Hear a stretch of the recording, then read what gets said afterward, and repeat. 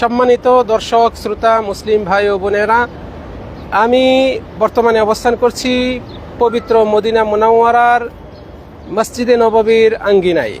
আমি আপনাদের সামনে মসজিদে নববীর বিশেষ দুইটা স্থান সম্পর্কিত আলোচনা উপস্থাপন করব, পরিচয় তুলে ধরব ইনশাআল্লাহ। বস্তুত প্রত্যেকটা মুমিন মুসলমান যারা এই মদিনায় আসার সুযোগ পান, তাদের হৃদয় সবসময় আকুল অবস্থায় থাকে ওই দুইটা স্থানের প্রতি। আমি ইনশাআল্লাহ সেই দুইটা স্থান আপনাদের সামনে এক এক করে পরিচয় করে দিব এবং এর সাথে আমাদের কি করণীয়, কি বর্জনীয় সে সম্পর্কেও কিছু তথ্য আপনাদের সামনে উপস্থাপন করব। ওয়া তৌফিকি ইল্লা বিল্লাহ। আমি অবস্থান করছি যেই জায়গায়, এখান থেকে আপনাদেরকে প্রথমে দেখাবো যে বাবুস সালাম, যেই বাব বা গেট দিয়ে আমরা মুসলমানগণ রাসূল সাল্লাল্লাহু আলাইহি ওয়াসাল্লামকে সালাম দিতে প্রবেশ করি। আমরা সেই গেট সম্পর্কে আপনাদেরকে প্রথমে একটু ধারণা দিব। এই গেটটা হচ্ছে মসজিদে নববীর প্রথম গেট, 1 নম্বর গেট বাবুস সালাম। এদিক দিয়ে ঢুকতে হয়, এই যে এখানে দৃশ্যটা আপনারা হয়তো দেখতে পাচ্ছেন। এদিক দিয়ে ঢুকতে হয়। এখান দিয়ে ঢুকে প্রথমে বাম পাশে কিছু জায়গা থাকবে মসজিদের নামাজের জন্য, রওজা বা রিয়াজুল জান্নার একেবারে কাছাকাছি। এরপরে আরেকটু সামনে যাওয়ার পরে আমরা রিয়াজুল জান্নাহ পেয়ে যাই। তার আগে রয়েছে মেহরাব সুলাইমানিয়া। এরপরে আমরা পেয়ে যাই রাসূল সাল্লাল্লাহু আলাইহি সাল্লাম যেখানে দাঁড়িয়ে খুতবা দিতেন, মিম্বারুন নবী সাল্লাল্লাহু আলাইহি ওয়াসাল্লাম। এরপরেই রওজা শরীফ, তো রওজা তথা রিয়াজুল জান্নাহ, যেখানে সকলেই আমরা উদ্গ্রীব থাকি ন্যূনতম 2 রাকাত নামাজ যেন আমরা ঠিকভাবে পড়তে পারি। ওই জায়গাটা হচ্ছে এই যে এখান থেকে ভেতরের অংশ, এই যে এদিক দিয়ে এই যে আপনারা দেখতে পাচ্ছেন এই কার্পেটগুলো, এইগুলোই মূলত রওজা শরীফের বা রিয়াজুল জান্নাহের দৃশ্য। এবং এই যে এই জায়গাটা আমরা যে দেখতে পাচ্ছি, এটা হচ্ছে মেহরাবুন নবী সাল্লাল্লাহু আলাইহি সাল্লাম। নবী মুহাম্মদ সাল্লাল্লাহু আলাইহি সাল্লাম এখানে নামাজ পড়াতেন, ইমামতি করতেন। বর্তমানে ইমাম সাহেবগণ ঠিক এই জায়গাতেই নামাজ পড়ান। আপনারা হয়তো খেয়াল করছেন, এই যে মাইক সেটিং করা আছে। তো এটা হচ্ছে মেহরাবুন নবী সাল্লাল্লাহু আলাইহি ওয়াসাল্লাম। এর ভেতরে রওজা শরীফ। রওজাতে গিয়ে আমাদের করণীয় কি? রওজা তথা রিয়াজুল জান্নাহ, আমরা রিয়াজুল জান্নাহ বলি, প্রকৃতপক্ষে হাদিসের ভাষায় ওই অংশটুকু হচ্ছে রওদাহ মিন রিয়াদিল জান্নাহ। আমাদের নবী মুহাম্মদ সাল্লাল্লাহু আলাইহি ওয়াসাল্লাম তিনি বলেছেন, মা বাইনা বাইতি ওয়া মিম্বারি রাউদাতুম মিন রিয়াদিল জান্নাহ। আমার বাড়ি থেকে আমার মিম্বার পর্যন্ত এর মধ্যবর্তী স্থান হচ্ছে জান্নাতের বাগান। তো রাউদাতুম মিন রিয়াদিল জান্নাহ, জান্নাতের বাগান বলেছেন। রওদা হচ্ছে 1 বচন, রিয়াজ হচ্ছে বহু বচন। তো জান্নাতের বাগানগুলোর মধ্যে একটি বাগান, জান্নাতের রিয়াজগুলোর মধ্য থেকে একটি রওদা হচ্ছে এই অংশ। রাসূল সাল্লাল্লাহু আলাইহি ওয়াসাল্লাম এটাকে জান্নাতের বাগান বলে আখ্যায়িত করেছেন। এতটুকুই যথেষ্ট এই স্থানের মর্যাদা, সম্মান, ফজিলতের ব্যাপারে।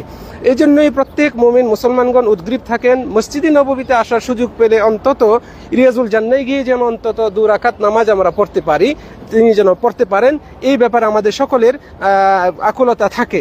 আল্লাহ রাব্বুল আলামিনের তৌফিকে আশা করি এবং আমার ধারণা প্রত্যেক মুমিন মুসলমানগণই এই সুযোগটা পেয়ে থাকেন আলহামদুলিল্লাহ। এখন যে আধুনিক এই যুগে যে সিস্টেম করা হয়েছে নুসুক অ্যাপসের মাধ্যমে সুযোগ নেওয়ার, পারমিট নেওয়ার, এটার মাধ্যমে আরও সহজ হয়ে গিয়েছে যাতে প্রত্যেকেই অন্তত একবার করে যেতে পারেন।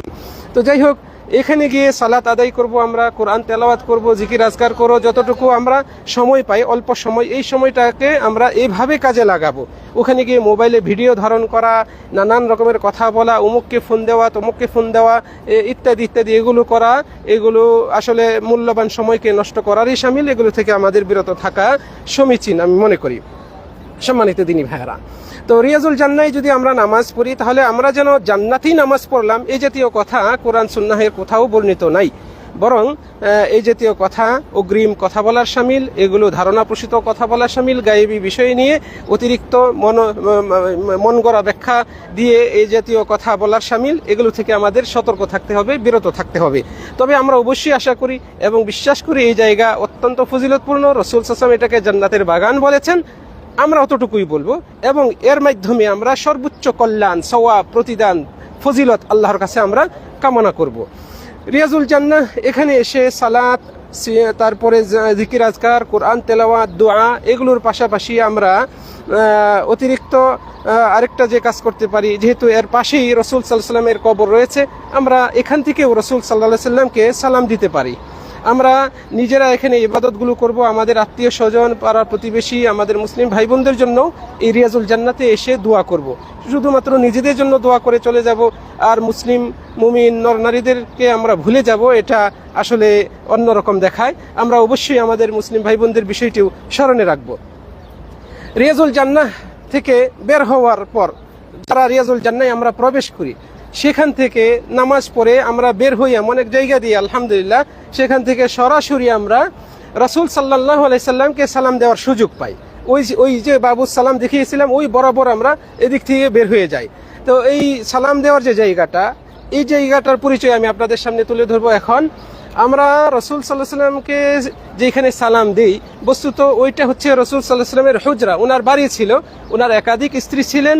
তিনি ওনাকে রসুল সাল্লাল্লাহু আলাইহি সাল্লামকে যে দাফন করা হয়েছে, এই দাফনের জায়গাটা হচ্ছে মা আয়েশা রাদিয়াল্লাহু আনহার হুজরা।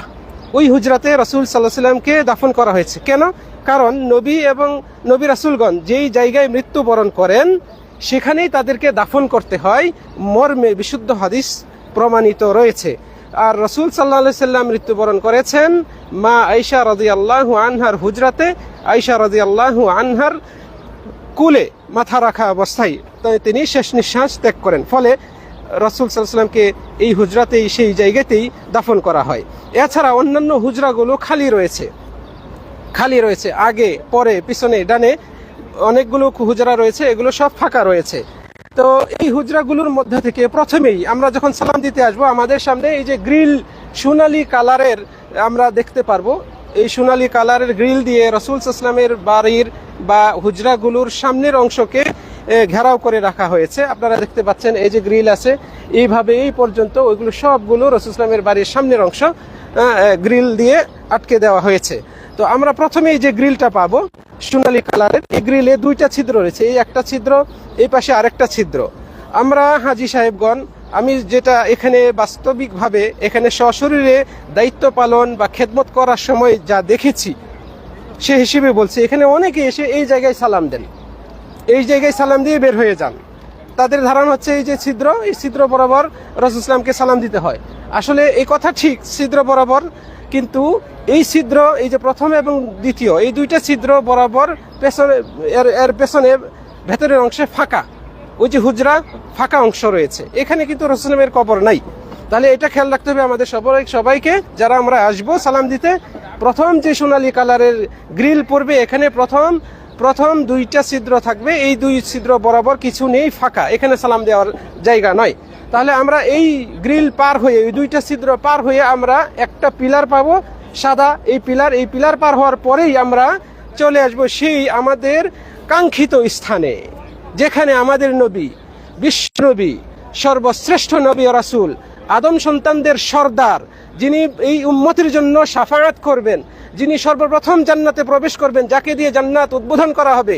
কাল কিয়ামতের দিন কেউ যখন কোনো কথা বলার সুযোগ পাবে না, সাহস পাবে না আল্লাহর সামনে, কেবলমাত্র নবী মুহাম্মদ সাল্লাল্লাহু আলাইহি ওয়াসাল্লামই আল্লাহর সামনে গিয়ে সেজদা লুটিয়ে পড়বেন, বিশেষভাবে আল্লাহর প্রশংসা করবেন। অবশেষে আল্লাহ তাআলা বলবেন, তুমি মাথা উঠাও, তুমি সুপারিশ করো, তোমার সুপারিশ কবুল করা হবে। সেই সুপারিশকারী নবী মুহাম্মদ সাল্লাল্লাহু আলাইহি ওয়াসাল্লাম এর চেহারা মোবারক বরাবর আমরা এই ছিদ্রটি পেয়ে যাই। এখানে এসে আমরা তাকে সালাম দিব। এবং উল্লেখ্য যে আমরা যে প্রথমে যে দুইটা ছিদ্র দেখে এসেছি, সেই দুইটা ছিদ্রের তুলনায় রাসূল সাল্লাল্লাহু আলাইহি সাল্লামকে যেখানে সালাম দিব, সেইখানকার এই ছিদ্রটি তুলনামূলক বড় এবং একটু সামনের দিকে ভাসানো। এবং এই ছিদ্র বরাবর উপরে, ঠিক উপরে এই যে দেখুন, হুনা আসসালামু আলা রাসূলিল্লাহ, এই কথা লেখা রয়েছে। হুনা আসসালামু আলা রাসূলিল্লাহ, মানে এখানে রাসূল সাল্লাল্লাহু আলাইহি সাল্লামকে সালাম দিন, এই কথাটা লেখা রয়েছে। কাজে আপনারা যারা ভবিষ্যতে আসবেন মদিনায় জিয়ারতে এবং রাসূল সাল্লাল্লাহু আলাইহি সাল্লামের কবর জিয়ারত করতে প্রবেশ করবেন, তারা এই বিষয়টি অবশ্যই খেয়াল রাখবেন। এখানে হচ্ছে রাসূল সাল্লাল্লাহু আলাইহি সাল্লামের কবর, এই বরাবর, এবং এই ছিদ্রটা ঠিক রাসূল সাল্লাল্লাহু আলাইহি সাল্লামের চেহারা, মাথা যেখানে রয়েছে ওই বরাবর করা হয়েছে। কাজে আপনি এখানে এসে সালাম দিবেন কি শব্দে? কিভাবে সালাম দিব? আমরা এখানে অনেক কিছুই পাঠ করি, অনেক কিছুই বলি, মন গরম অনেক কিছু বলা হয়, কিন্তু আসলে সচেতন মুসলিম তিনি কিন্তু অবশ্যই চেষ্টা করেন আমাদের নবী মুহাম্মদ সাল্লাল্লাহু আলাইহি ওয়াসাল্লাম আমাদেরকে কি শিখিয়েছেন সেটা আমল করব। সাহাবাগণ কিভাবে আমল করতেন আমি সেভাবে আমল করব। এটা প্রকৃতপক্ষে যারা সচেতন শিক্ষিত মুসলিম মুমিন, যে প্রকৃতপক্ষেই তার আমলগুলো সঠিক হোক চায়, সে এভাবে বিবেচনা করে। তো এখানে আমরা সালাম দিব, যেই বিশেষ করে যেই শব্দে সালাম দেওয়া সর্বোত্তম সেটা হচ্ছে যা আমরা নামাজে রাসূল সাল্লাল্লাহু আলাইহি ওয়াসাল্লামকে পাঠ করে সালাম দিই, আসসালামু আলাইকা আইয়ুহান নাবিয়্যু ওয়া রাহমাতুল্লাহি ওয়া বারাকাতুহু। প্রত্যেক মুসলমান যারা নামাজ পড়েন তারা কিন্তু নামাজে রাসূল সাল্লাল্লাহু আলাইহি ওয়াসাল্লামকে সালাম দেন।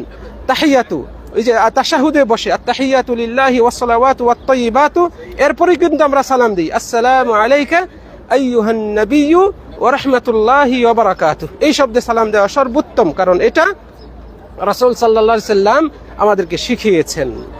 এছাড়াও আসসালামু আলাইকা ইয়া রাসূলুল্লাহ, আসসালামু আলাইকা ইয়া হাবিবাল্লাহ, আসসালামু আলাইকা ইয়া খায়রে খালকিল্লাহ, এই জাতীয় শব্দ দিয়েও আমরা সালাম দিতে পারি, এতে কোনো বাধা নেই। সম্মানিত দিনী ভাইরা, এখানে এসে রাসূল সাল্লাল্লাহু আলাইহি ওয়াসাল্লামের কাছে চাওয়া, দোয়া করা, শাফাআত তলব করা, এগুলো কোনোটাই জায়েজ নয়, বরং এগুলো শিরকের পর্যায়ে পড়ে। কারণ আপনি কিছু চাইলে কেবল আল্লাহর কাছে চাইবেন, এই শিক্ষাটাও আমাদের নবী মুহাম্মদ সাল্লাল্লাহু আলাইহি ওয়াসাল্লামই দিয়েছেন। ইযা সাআলতা ফাসআলিল্লাহ ওয়া ইযা ইসতাআনতা ফাসতাইন বিল্লাহ। তুমি যদি কিছু চাও তবে আল্লাহর কাছেই চাইবে, তোমার সাহায্য সহযোগিতা উদ্ধার কামনা প্রয়োজন হয় তবে সেটা আল্লাহর কাছেই করবে। নবী মুহাম্মদ সাল্লাল্লাহু আলাইহি ওয়াসাল্লামই আমাদেরকে এটা শিখিয়েছেন। কাজেই তার কবরের সামনে এসে আপনি তার কাছে চাইবেন, তার ওই আদেশ বা ওই আবেদন ওটাকে উপেক্ষা করে অমান্য করে, এটা মোটেও শিষ্টাচারের অন্তর্ভুক্ত হতে পারে না, বরং এটা রাসূল সাল্লাল্লাহু আলাইহি ওয়াসাল্লামের শানে বেয়াদবি করারই শামিল। অতএব আমরা এই ব্যাপারে অবশ্যই সতর্ক থাকব। অনেকেই এখানে এসে রাসূল সাল্লাল্লাহু আলাইহি ওয়াসাল্লামের কবরের পাশে এসে এই গ্রিলগুলো ধরে মনে করেন এতে বরকত আছে, নিজের গায়ে মাখার চেষ্টা করেন। এটাও কিন্তু উচিত নয়। বরকত আল্লাহর কাছ থেকে, আল্লাহ বরকতময়, তিনি বরকত দান করেন। তাবারাকাল্লাযী বিয়াদিহিল মুলক, কতই না বরকতময় তিনি, যার হাতে সমস্ত কিছুর রাজত্ব। আবার আমরা নবী মুহাম্মদ সাল্লাল্লাহু আলাইহি ওয়াসাল্লামের জন্যই কিন্তু প্রতিনিয়ত আল্লাহর কাছে বরকত কামনা করছি।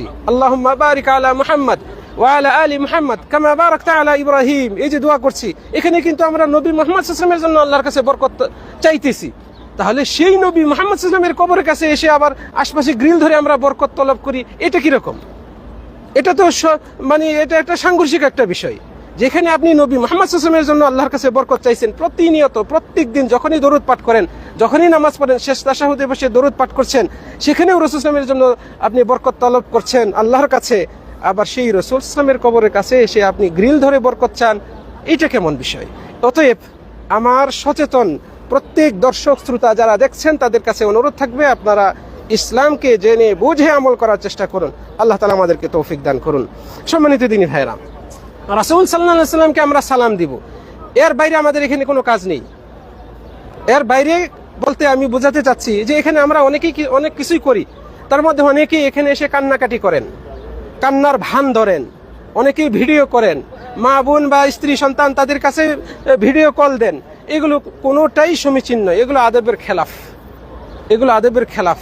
যে রাসূল সাল্লাল্লাহু আলাইহি ওয়াসাল্লাম ফটো তুলতে ভিডিও করতে নিষেধ করেছেন, অপ্রয়োজনে আপনি এটা করবেন, এটা উচিত নয়, এটা থেকে বিরত থাকা দরকার। আর বিশেষ করে এই সময় মহিলাদেরকে ভিডিও কল দেওয়া, এটা আরো গর্হিত কাজ, কারণ পিছনে হাজার হাজার মানুষ থাকে। আপনার ভিডিও কলের কারণে ওই স্ক্রিনে আপনার স্ত্রীর, আপনার মায়ের, আপনার বোনের বা উমুকের ছবি ভাসলো, আর পেছন থেকে হাজার হাজার মানুষের দৃষ্টিগোচর হলো, বিষয়টা পর্দারও খেলাফ হয়। অতএব মসজিদে নববীতে এসে নবী মুহাম্মদ সাল্লাল্লাহু আলাইহি ওয়াসাল্লামের অতি কাছে অবস্থান করে এই জাতীয় কার্যকলাপ থেকে আমাদেরকে অবশ্যই সতর্ক থাকা উচিত। প্রিয় দিনী ভাইরা, তারপরে রাসূল সাল্লাল্লাহু আলাইহি ওয়াসাল্লামকে সালাম দেওয়ার যে জায়গাটা আমরা দেখলাম, এরপরেই 1.5 হাত থেকে 2 হাত পরিমাণ, এতটুকু ডিফারেন্স। এরপরে আরেকটা ছিদ্র পাবেন, ওই যে প্রথমে যে ছিদ্র পেয়েছিলাম ঠিক ওরকম একটা দুইটা, এই 2টা ছিদ্র পাবেন। এই প্রথম ছিদ্রটা হচ্ছে নবী মুহাম্মদ সাল্লাল্লাহু আলাইহি ওয়াসাল্লামের প্রথম খলিফা, ইসলামের প্রথম খলিফা আবু বকর সিদ্দিক রাদিয়াল্লাহু আনহুর কবর। দেখুন এই যে ছিদ্র, এইটা বরাবর উপরে লেখা আছে হুনা আসসালামু আলা আবি বকর, এখানে আবু বকর সিদ্দিক রাদিয়াল্লাহু আনহুকে সালাম দিন। একই সিস্টেমে এখানে উপরে নেম প্লেট দেওয়া আছে। ঠিক এর 1 হাত পরেই ওমর রাদিয়াল্লাহু আনহুর চেহারা বরাবর আরেকটা গোল ছিদ্র রয়েছে এবং এর বরাবর উপরে হুনা আসসালামু আলা উমর বিন খাত্তাব রাদিয়াল্লাহু আনহু, এখানে উমর বিন খাত্তাব রাদিয়াল্লাহু আনহুকে সালাম দিন, এই কথাটা লেখা রয়েছে। সম্মানিত দিনী ভাইরা, তাহলে আমরা বুঝতে পারলাম আমাদের জিয়ারতের জায়গা বা সালাম দেওয়ার জায়গা হচ্ছে এই কাছাকাছি এই অংশটুকু। প্রথমে আমরা রাসূল সাল্লাল্লাহু আলাইহি সাল্লামকে সালাম দিব, তারপরে আবু বকর সিদ্দিক রাদিয়াল্লাহু আনহুকে সালাম দিব, এরপরে ওমর ফারুক রাদিয়াল্লাহু আনহু ওনাকে সালাম দিব। আসসালামু আলাইকা ইয়া আবু বকর সিদ্দিক রাদিয়াল্লাহু আনহু, আসসালামু আলাইকা ইয়া ওমর ফারুক রাদিয়াল্লাহু আনহু। এর সাথে যদি আরো কিছু শব্দ সংযোজন করেন, ইয়া আমিরুল মুসলিমিন, খলিফাতুল মুসলিমিন, মুমিনিন, এই জাতীয় শব্দ সংযোজন করেও যদি কেউ সালাম দেয় তাতেও কোনো দোষ নেই, দেওয়া যায়, কোনো সমস্যা নেই। সম্মানিত দিনী ভাইরা, এইভাবে আমরা সালাম দিয়ে ফেলবো। অনেকের প্রশ্ন জাগতে পারে যে এই তিনটা কবর এত কাছাকাছি কিভাবে হয়, 1 থেকে 1.5 হাত, অথচ একজন মানুষ ন্যূনতম 3.5 হাত লম্বা হয়, তার 3.5 হাত কবর লম্বা হতে হবে। প্রশ্ন যৌক্তিক এবং এর উত্তর অবশ্যই রয়েছে। মূলত রাসূল সাল্লাল্লাহু আলাইহি সাল্লামকে যেখানে কবর দেওয়া হয়েছে, মাথা রাখা হয়েছে পশ্চিম দিকে, মদিনা থেকে পশ্চিমমুখী মাথা, আর রাসূল সাল্লামের পা হচ্ছে পূর্ব দিকে, এইভাবে শোয়ানো হয়েছে। তারপরে ডান কাতে করে দিলে অটোমেটিক মদিনা থেকে কিবলামুখী চেহারা হয়ে যায়। এইভাবে রাসূল সাল্লাল্লাহু আলাইহি সাল্লামকে শায়িত করা হয়েছে। রাসূল সাল্লাল্লাহু আলাইহি সাল্লামের ঠিক বুক বরাবর, রাসূল সাল্লাল্লাহু আলাইহি সাল্লামের ঠিক বুক বরাবর পেছনে আবু বকর সিদ্দিক রাদিয়াল্লাহু আনহুকে শোয়ানো হয়েছে একই নিয়মে। আবার আবু বকর রাদিয়াল্লাহু আনহুর বুক বরাবর তার পেছনে ওমর রাদিয়াল্লাহু আনহুকে শোয়ানো হয়েছে, অর্থাৎ কবর দেওয়া হয়েছে। ফলে যেহেতু চেহারা থেকে বুক এই পর্যন্ত 1 হাতের বেশি হওয়ার কথা নয়, ফলে এই কারণেই এই পেছনে পরপর সিরিয়ালে এইভাবে পরপর একজন তার পেছনে পিঠ বরাবর পেছনে, আরেকজনের পিঠ বরাবর পেছনে 3টা কবর রয়েছে, যার কারণে আমরা এই ছিদ্রগুলো, চেহারা বরাবর ছিদ্রগুলো কাছাকাছি পাই। আশা করি ওই প্রশ্নের জবাবটা আপনারা পেয়ে গিয়েছেন। সম্মানিত দিনী ভাইরা, এই 3 জনকে সালাম দিয়ে আসার পরে আমরা একটা সাদা পিলার পাবো, গ্রিলের সাথে সংযুক্ত। এই পিলারের পরে আবার সেই সোনালী গ্রিল, প্রথম যে গ্রিলটা আমরা পেয়েছিলাম সেম টু সেম ওইরকমই আরেকটা গ্রিল আছে, এখানেও 2টা ছিদ্র। এই 2 ছিদ্র বরাবর ভেতরে ফাঁকা, ওখানেও কিছু নেই, ফাঁকা রয়েছে। আমি আগেই বলেছিলাম অনেকগুলো হুজরা রাসূল সাল্লামের, তার মধ্যে কেবল ওনাকে এবং 2 জন খলিফা আবু বকর সিদ্দিক, ওমর ফারুক রাদিয়াল্লাহু আনহুমা, তাদেরকে কবর দেওয়া হয়েছে আয়েশা রাদিয়াল্লাহু আনহার হুজরাতে। বাকি হুজরাগুলো ওভাবেই এখনো ফাঁকা রয়েছে। সম্মানিত দিনী ভাইরা, আমাদের মুসলিমদের মাঝে একটা প্রচলন রয়েছে, ধারণা রয়েছে, যে আমরা মনে করি যে এই যে ফাঁকা রয়েছে, ওই প্রথমটা বা ওই শেষেরটা, আমরা ধারণা করি যে এই যে ফাঁকা জায়গা, এটাকে ফাঁকা রাখা হয়েছে শেষ জামানায় ঈসা আলাইহিস সালাতু ওয়াস সালাম দুনিয়ায় আগমন করবেন, তাকে এখানে দাফন করা হবে রাসূল সাল্লামের পাশে। এরকম একটা আমরা ধারণা রাখি বা আমাদের অনেকে এটা বলে থাকেন। এক্ষেত্রে আমি বলবো যে এই বিষয়টি হচ্ছে গায়েবী বিষয়। প্রথমত কথা, এই বিষয়টি হচ্ছে গায়েবী বিষয়, ভবিষ্যতের বিষয়। ফলে এইটারকে কেন্দ্র করে যদি আমরা কিছু বলি, যেহেতু এটা ইসলামের সাথে রিলেটেড, আকীদার সাথে রিলেটেড, তাহলে অবশ্যই এটা কোরআন এবং সুন্নাহ, বিশুদ্ধ সুন্নাহ দ্বারা সাব্যস্ত হতে হবে। যদি কোরআনে না পাওয়া যায়, হাদিসে পাওয়া যায়, তবুও আমরা ঈমান আনবো। হাদিসে যদি না পাওয়া যায়, বিশুদ্ধ হাদিসে যদি না পাওয়া যায়, তাহলে আমরা অবশ্যই আকীদাগত বিষয়, গায়েবী বিষয় নিয়ে কথা বলা থেকে অবশ্যই সতর্ক থাকব। উল্লেখ্য যে এখানে ওই সামনে বা এই সাইটে ঈসা আলাইহিস সালামকে, অথবা কেউ কেউ বলেন ইমাম মাহদীকে দাফন করা হবে, এই মর্মে যে রেওয়ায়েতগুলো এসছে, বর্ণনাগুলো এসছে, এগুলো সবগুলোই বিশুদ্ধ, মানে বিশুদ্ধ নয়, কোনোটাই বিশুদ্ধ নয়, এগুলো সবই জয়ীফ, মাউজু, মুনকার রেওয়ায়েতের অন্তর্ভুক্ত। কাজেই একজন সচেতন মুসলিম এই বিষয়ে কথা বলা থেকে সতর্ক থাকবে এবং নিরপেক্ষ থাকবে। আল্লাহ ভালো জানেন, এইটুকুই তার উত্তর হবে, এটাই হলো স্বাভাবিক, যেহেতু এটা গায়েবী বিষয়। দ্বিতীয়ত, যদি এখানে ঈসা আলাইহিস সালামকে কবর দেওয়া হয়, তাতে আমাদের কোনো আমল আছে? প্রকৃতপক্ষে আমাদের কোনো আমল নাই। যদি এখানে ঈসা আলাইহিস সালামের কোনো কবর না দেওয়া হয়, তাতেও আমাদের কোনো আমল নেই। অতএব যেহেতু এটা বিশুদ্ধ হাদিস দ্বারা প্রমাণিত নয়, এই সম্পর্কে যত রেওয়ায়েতগুলো এসছে সবগুলোই জয়ীফ অথবা মুনকার অথবা মাউজু রেওয়ায়েতের পর্যায়ভুক্ত। কাজে আমরা এই বিষয়ে চুপ থাকবো। আল্লাহ রাব্বুল আলামিন আমাদের সকলকে সঠিক বুঝদান করুন এবং সেই অনুযায়ী কোরআন ও সুন্নাতের মুয়াফিক আমলগুলো করার তৌফিক দান করুন, এই কামনা করছি। সম্মানিত দিনী ভাইয়েরা, আমরা মদিনায় আসি নবী মুহাম্মদ সাল্লাল্লাহু আলাইহি সাল্লামের প্রতি মহব্বত রেখে। আমরা মদিনায় আসি আল্লাহ সুবহানাহু ওয়া তাআলার সান্নিধ্য পাওয়ার আশায়, তার নৈকট্য লাভের আশায় আমরা মদিনায় আসি। এখানে আসলে বিশাল ফজিলত রয়েছে। এক ওয়াক্ত নামাজ আদায় করতে পারলে অন্যান্য সাধারণ মসজিদে 1000 ওয়াক্ত বা তার চেয়েও বেশি সালাত আদায় করলে যে সওয়াব পাওয়া যায়, তার চেয়ে বেশি সওয়াব আমরা এখানে অর্জন করতে পারি, যা বিশুদ্ধ হাদিস দ্বারা প্রমাণিত। কাজেই আমরা এখানে এসে এই মসজিদ জিয়ারত করব। এখানে ফরজ নামাজগুলো অবশ্যই জামাতের সাথে আদায় করার চেষ্টা করব। নফল নামাজগুলো আমরা যদিও ঘরে পড়া উত্তম, হোটেলে পড়ব, মসজিদেও যদি কেউ আমরা পড়তে চাই পড়তে পারি, কোনো সমস্যা নেই, এতে অনুমতি রয়েছে, আমরা পড়ব। এছাড়া জিকির আজকার করা, কোরআন তেলাওয়াত করা, বেশি বেশি আল্লাহর কাছে দোয়া করা।